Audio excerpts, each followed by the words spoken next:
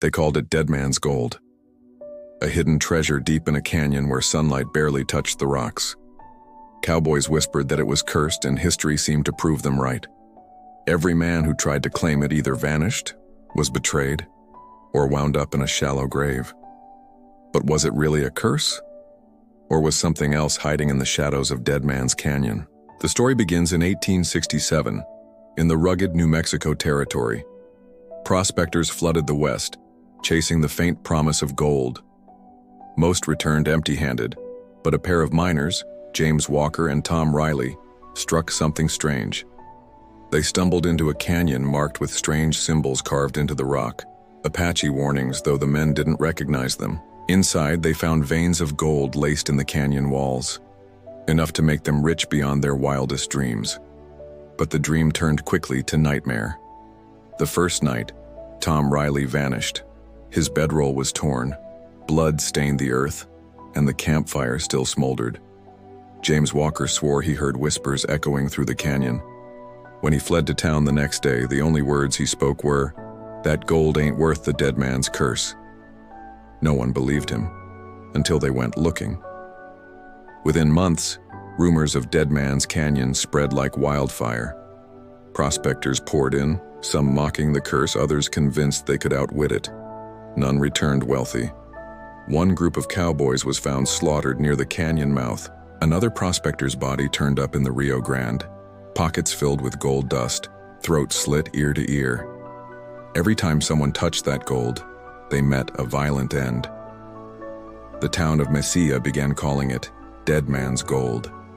Even the law couldn't resist. In 1872, Sheriff Albert Gaines rode out with 6 deputies determined to lock down the canyon and prove the curse was nothing but outlaw trickery.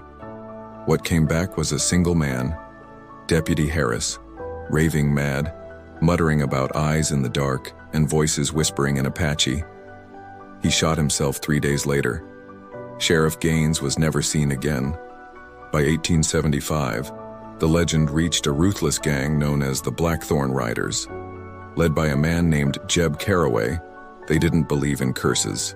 They believed in gold, guns, and the strength to take what they wanted.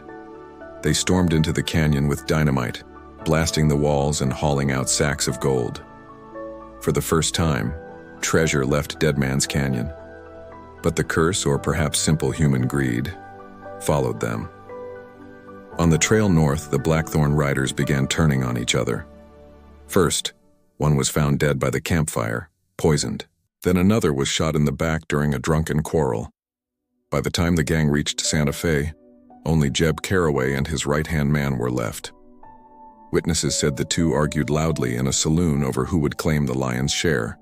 Minutes later, gunshots echoed. Both men lay dead. The gold vanished. No one knows who took it, whether it was stolen, hidden, or swallowed again by the desert. But locals swore the canyon remained haunted.